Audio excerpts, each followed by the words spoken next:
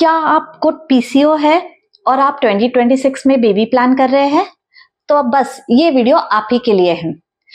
इस वीडियो में मैं आपको 7 स्टेप्स देने वाली हूं जिससे आपका पीसीओ ट्रीट भी होगा और आपको बेबी होने के लिए डेफिनेटली हेल्प होगी। सो एंड तक जरूर देखिए। हेलो, मैं doctor Asmita Poddar, obstetrician gynaecologist and IVF consultant, practising in Pune since last 20 years.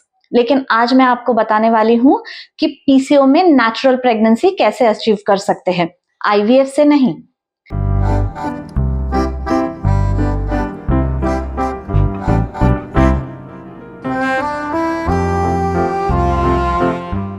सबसे इंपॉर्टेंट और सबसे पहली बात, क्या आप जानते हैं कि अगर आपने सिर्फ 5% आपका वेट लॉस किया तो भी प्रेगनेंसी और नेचुरल ओव्यूलेशन के चांसेस बढ़ते हैं। ऑलमोस्ट 70% वुमेन में ये देखा गया है कि अगर 5% वेट लॉस होता है, टोटल वेट का सिर्फ 5% वेट लॉस होता है, तो नेचुरल ओव्यूलेशन यानी नेचुरली एग बनता है। और अगर नेचुरली एग बनता है तो नेचुरली प्रेगनेंसी भी रह सकती है। अभी 5% ये क्या डिफिकल्ट है? बिल्कुल नहीं, मैं आपको समझाती हूँ। मोस्ट ऑफ द पीसीओ में वेट ज्यादा होता है। मान लीजिए आपका वेट 80 किलो है। 80 किलो का 5% यानी सिर्फ 4 kg आपको वेट लॉस करना है, वो भी क्रैश डाइट से नहीं, 1 महीने में बिल्कुल नहीं, 3 या 4 महीने में आपको 4 kg वेट लॉस करना है। अगर आप 4 महीने में 4 kg वेट लॉस पकड़े तो सिर्फ 1 किलो 1 महीने में वेट लॉस करना है, और ये बहुत ही अचीवेबल गोल है। ऐसे माना जाता है वेट लॉस एक्सपर्ट से कि up to 2 kg weight loss per month is a very achievable target, यानी बहुत इजीली ये पॉसिबल है। अभी वेट लॉस के कुछ इंपॉर्टेंट टिप्स बताती हूँ। सबसे इंपॉर्टेंट टिप ये होता है कि आपको कैलोरी डेफिसिट में जाना है।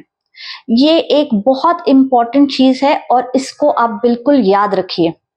कोई भी fancy diet, PCO diet, PCO yoga ऐसा नहीं होता है और उससे फायदा नहीं होगा। बेसिक ये है कि कैलोरी डेफिसिट होना चाहिए, यानी आप जितनी कैलोरीज खाते हो उससे ज्यादा आपको बर्न करनी है। अभी ये हम कैसे कर सकते हैं? सो छोटी छोटी स्टेप्स से हम चालू करेंगे। फर्स्ट थिंग, आपको आपका वॉकिंग इंक्रीज करना है।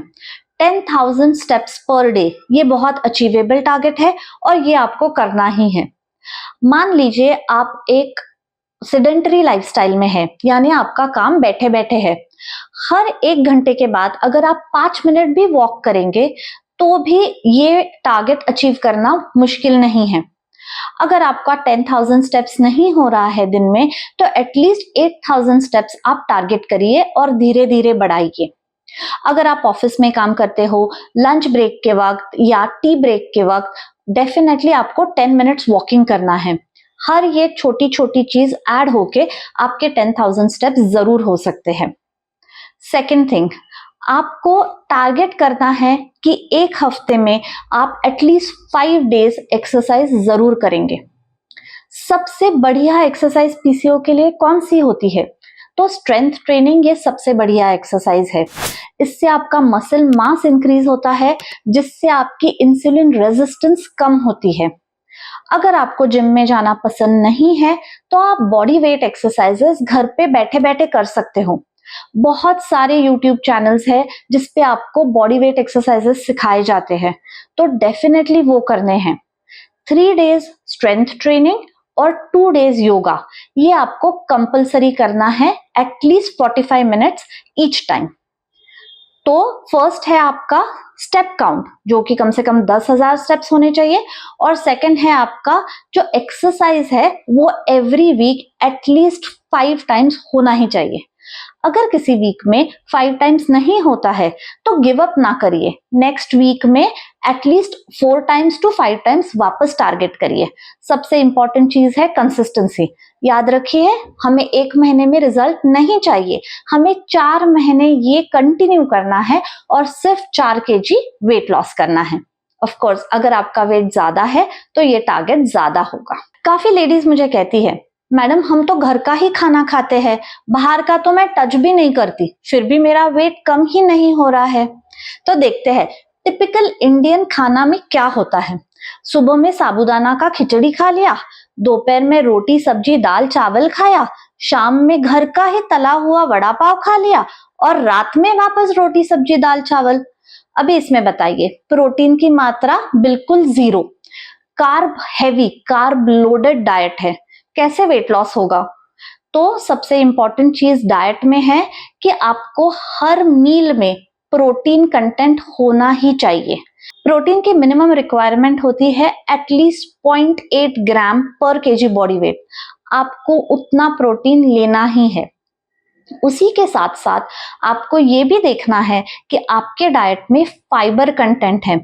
फाइबर यानी आप सिर्फ फ्रूट से फाइबर नहीं ले सकते, आपको वेजिटेबल्स और सैलड ये भी आपके डाइट में होना बहुत जरूरी है। इसी के साथ साथ आपको क्या नहीं खाना चाहिए ये बहुत इंपॉर्टेंट है। कोई भी रिफाइंड चीज जैसे कि मैदा की कोई भी चीज आपको नहीं खानी है। ब्रेड, बिस्किट, खारी, पिज्जा, बर्गर इस सब से आप दूर रहिए। समोसा, कचौरी नहीं, ये सारी चीजें आपके हेल्थ के लिए हानिकारक है और स्पेशली अगर आपको पीसीओ है तो ये आपका इंसुलिन रेजिस्टेंस बढ़ाएंगी। इसलिए रिफाइंड शुगर से, रिफाइंड फ्लावर से आपको दूर रहना है। पैकेज फूड जितना कम खाएंगे उतना अच्छा है। तो खाना क्या है? Fresh leafy vegetables, fresh fruits और बहुत सारा प्रोटीन। प्रोटीन में अगर आप नॉन वेजिटेरियन हैं तो एग, चिकन, फिश ये बेस्ट सोर्सेज ऑफ प्रोटीन है। वेजिटेरियंस को थोड़ा डिफिकल्ट हो सकता है, लेकिन पनीर, टोफू, स्प्राउट्स और प्रोटीन पाउडर्स भी आते हैं वेजिटेरियंस के लिए। Dry fruits is a very good source of protein, लेकिन याद रखिए ड्राई फ्रूट्स में फैट्स भी बहुत ज्यादा होते हैं। इसीलिए अगर आप एक्सेस ड्राई फ्रूट्स खाएंगे तो वेट लॉस में हेल्प नहीं होगा। तो आपको काउंट करके 3 या 4 बादाम, 2 वॉलनट्स और 1 या 2 अंजीर उतना ही खाना है। एक और इम्पॉर्टेंट चीज, आपने वेट लॉस कर लिया उसके बाद वेट बाउंस बैक मत होने दीजिए। इसका क्या मतलब है? वेट लॉस तो बहुत अच्छे से कर लिया, 4 महीने हो गए, इसके बाद नॉर्मल खाना शुरू कर दिया, वो खाया तो वापस वेट बढ़ेगा। तो ये एक लाइफस्टाइल चेंज है, ये आपको कंसिस्टेंटली फॉलो करना है। सेकेंड इंपॉर्टेंट गाइडलाइन, आपको कुछ सप्लीमेंट्स डेफिनेटली स्टार्ट करने हैं। अगर आपको पॉलिसिस्टिक ओवरीज है तो मायोआइनोसिटॉल ये एक वंडर सप्लीमेंट है।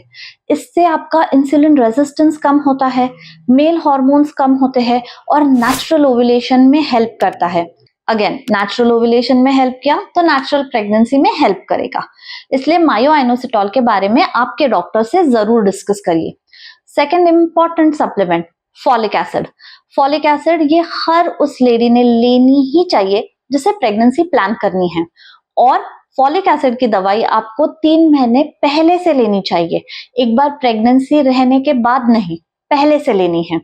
फॉलिक एसिड से क्या होता है? तो फॉलिक एसिड से बेबी में कुछ जेनेटिक अबनॉर्मलिटीज या abnormalities in brain and spinal cord होने से प्रिवेंट करता है, इसलिए वो बहुत इंपॉर्टेंट सप्लीमेंट है। थर्ड सप्लीमेंट है विटामिन डी, जो कि काफी बार इंडियन लेडीज में स्पेशली कम देखा गया है। तो विटामिन D3 और B12 का सप्लीमेंट भी आपको जरूर लेना है, ऑफ कोर्स टेस्ट करने के बाद। अभी हमने देखा 2 स्टेप्स, आगे के 5 स्टेप्स अभी बाकी है। वो स्टेप्स फॉलो करने के लिए अगला वीडियो जरूर देखिए।